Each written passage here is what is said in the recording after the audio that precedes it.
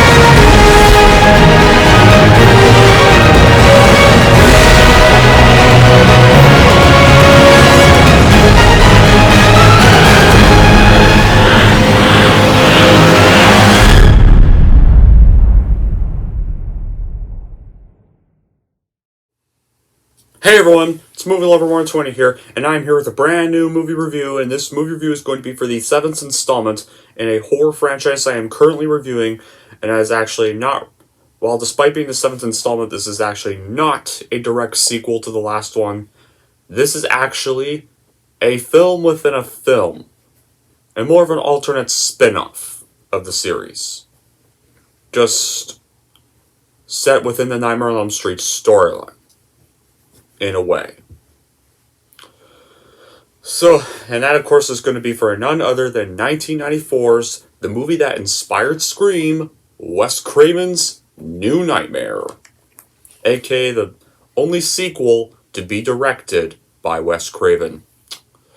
Well, Wes Craven wrote the story for Elm Street 3, he did not direct it, and he certainly did not direct the other ones. He's only directed this and the first film. But with that being said, guys, let's get on with what the plot of this movie is. Well, it's nearing the 10th anniversary of the film A Nightmare on Elm Street, and one of the stars, Heather Langenkamp, is being scared by a voice on a phone, sounding very similar to the film's villain, Freddy Krueger. When Heather's husband is killed in a car accident and is discovered with slash marks on him, Heather starts to wonder something, especially when she discovers that Wes Craven is writing another nightmare film. Soon, she realizes Freddy has now entered the real world, and the only way to defeat him is to become Nancy Thompson once again. And, yeah, so how was the movie made? Well, written under the working title, Nightmare on Elm Street 7, The Ascension, Wes Craven set out to make a deliberately more cerebral film than recent entries to the franchise, which he regarded as being cartoonish and not faithful to the original themes. The basic premise originated when Craven first signed on to co-write Dream Warriors, but New Line Cinema rejected it then. In New Nightmare, Krueger was portrayed closer to what Craven had imagined, darker and less comical. To reinforce this, the character's makeup and outfit were enhanced, and one of the most prominent differences being that he now wears a lawn blue and black trench coat. In addition, the signature glove was redesigned for a more organic look, with the fingers resembling bones and having muscle textures in between. While Robert Englund again plays the character, Freddy Krueger is credited as himself in the end credits. And then both New Line executives, Sarah Rescher and director Craven, stated that the shoot was relatively easy and free from complications. Reflecting on the filming in Never Sleep Again, some 16 years after the movie's release, Rescher commented that all the other directors had to be guided through, but Wes was by then the master. The film's self-reliant style would be explored further in the following years as Scream, also directed by Craven. And it was also made a release for the celebration of the 10th anniversary of the original film's release. Both New Nightmare and 1995 comedy film Tommy Boy would be dedicated to the production designer of A Nightmare on Elm Street, Ray Foncia, since he worked on both those movies, and died shortly before the release of New Nightmare. So, after the whole production, New Nightmare was eventually released on October 14th, 1994, and grossed. And unfortunately, unlike all the other sequels, this one did pretty bad at the box office. It only made an abysmal $19 million domestically on a budget of $8 million, and it became the poorest performing film in the Nightmare series. Which I guess makes sense considering some fans were still pissed over how bad Freddy's Dead was. Even Wes Craven admitted that he couldn't finish watching it when he had to watch all the other sequels that got made without his involvement to prepare for making this. Because he thought it was just so terrible to him that he just shut it off before he could even finish. However, despite the box office performance, fans and critics of the franchise loved it. It got positive reviews from both of them, and some even call it the best of the sequels. Me, though, I disagree. I mean, this is the third best Elm Street film of the series, but I'm among the league that likes Dream Warriors better. You know what I mean?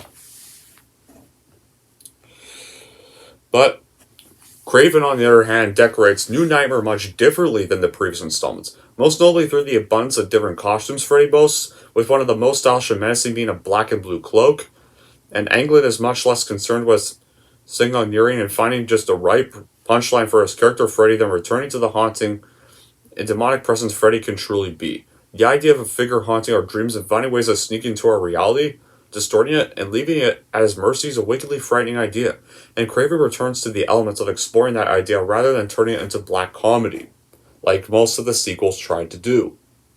A New Nightmare can be quite eerie at times, but it also has a pleasantly subtle sense of sass to it, still. Especially when Craven comes on screen, or when one of Heather's co-stars tries to butt in and help her out. This is where the Scream Foundation ostensibly came into play, with Craven experimenting with self-reliant humor in such a way that makes the film more interesting and not entirely consumed in its own cheeky ways. Combining these elements, especially in a way, was kind of meant to evoke the humor and make fans of the franchise recall moments from the film's past. And they could easily destruct in a big way, but Craven was pretty much smooth with the incorporation of all of the aforementioned elements that we get to the idea that he had this idea festering in his mind long before he put the pen to the paper. Now, when it comes to Freddy Krueger himself, this movie doesn't really feature Freddy per se escaping to the real world.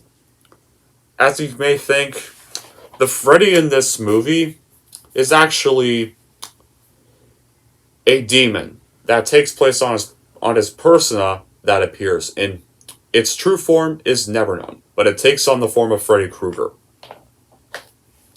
Honestly, I kind of wish it. I think it would have just worked well if it was the real Freddy that escaped to the real world. Then that would be something cool. This film can kind of get very confusing at times, and I kind of found myself trying to figure out what was going on. I don't know what was happening. Wes Craven also does play himself in this movie, as does Robert Englund. And according to the credits, Freddy Krueger plays Freddy Krueger, right? No, we know that's Robert Englund. We're not fooled. We're not gonna be fooled by that. There are actually, now I think about it, there are quite a few actors who play themselves in this film, like John Sack. Hold on, what was the guy's name? John Saxon also plays himself. As well. The soundtrack to this film is absolutely fantastic. I really enjoyed it, and it was noticeable throughout the film, which is actually a very good thing. And the film also, I like how this film actually did return to the scares, imagery, themes, and gore which made the original so popular, and bringing back several members of the original cast, Craven manages to create a perfect dreamlike blend between the real world and the dream world. Heather is still an actress in this movie, but must remember that it was the spirited youth of her character which saved Nancy's life. However, the fact she has grown up, and that it was just a job, means that it is difficult to believe such things. She is now again in danger of becoming like her character's mother, which will end up in her own and her son's dreams. Freddy's now presented as pure evil. He's not making a lot of comedic jokes, but he still has a few catchphrases though. But now he's more scary than funny, like he once was. The creature completely intent on becoming real. And now back to the bad qualities. The only other bad quality I have is Dylan, her son Dylan. His constant screaming quite a few times gets kind of a bit annoying every once in a while. I mean, yeah, he is a kid, but still, it can kind of still get a bit irritating to sit through after a little while. There's actually quite a few times he does this. It was good seeing Heather Langenkamp again come back in the main role, even if she was playing herself and not Nancy for the most part. She is just as strong and likable as the Scream Queen 10 years after the original, and John Saxon reprises his role and plays himself, and it was also nice to see him again. So yeah, and once again, Robert Englund was still perfect. Even if it was not actually Freddy in this movie, just a demon, he still played the demon's form of Freddy Krueger very well. Yeah. But I still don't think this is the best of the sequels.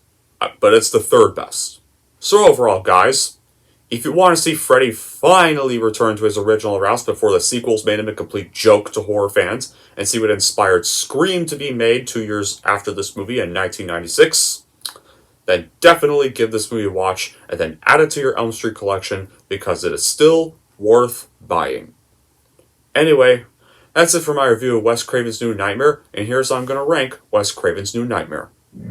I'm going to give Wes Craven's New Nightmare an 8.5 out of 10. There we go. That's it for my review of Wes Craven's New Nightmare. Now that's 7 Elm Street movies, and you're thinking Freddy vs. Jason's next, but I already reviewed Freddy vs. Jason, guys, so I can't really do that one again. I did that one last year, and I did the Friday 13th reviews. But, so, unfortunately, our next and final Nightmare on Elm Street review is going to be for you know what. Boo! Yeah. Our final one is going to be for the Crap Fest remake. And I only saw that movie once. And hated it first time I saw it. And I know I'm going to hate it the second time I saw it. But until then, that'll be it for this review. Thank y'all for watching. And if you like this and want to see more, then don't forget to like, subscribe to Movie Lover 120.